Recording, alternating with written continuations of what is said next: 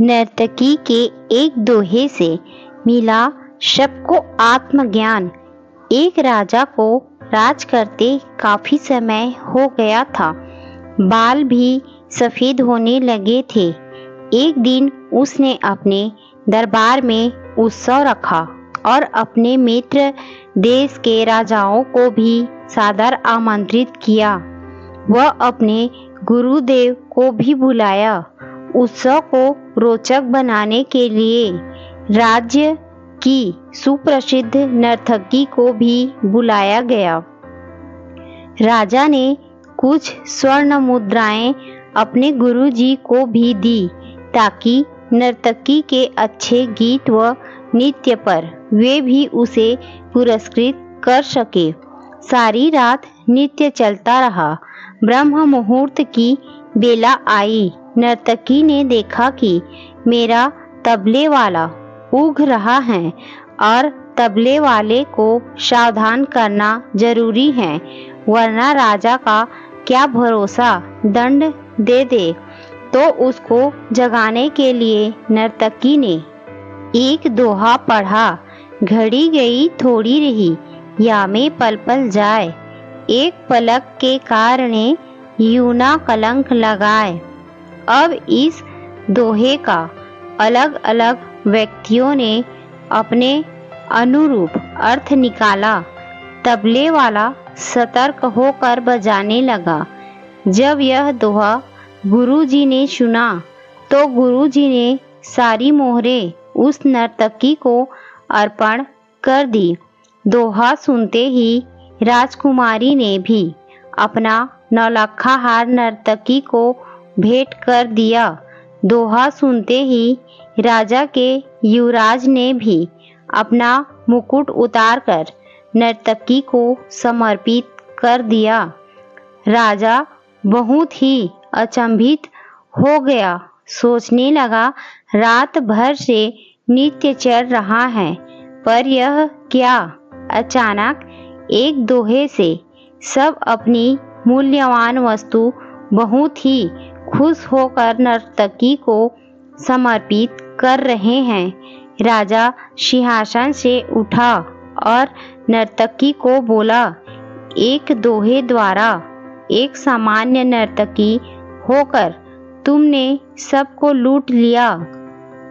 जब यह बात राजा के गुरु ने सुनी तो गुरु के नेत्रों में आंसू आ गए और गुरुजी कहने लगे, राजा इसको सामान्य नर्तकी मत कह, ये अब मेरी गुरु बन गई है, क्योंकि इसके दोहे ने मेरी आंखें खोल दी हैं। दोहे से यह कह रही, मैं सारी उम्र जंगलों में भक्ति करता रहा और आखिरी समय में नर्तकी का मुजरा देखकर अपनी साधना नष्ट करने यहाँ चला आया हूँ।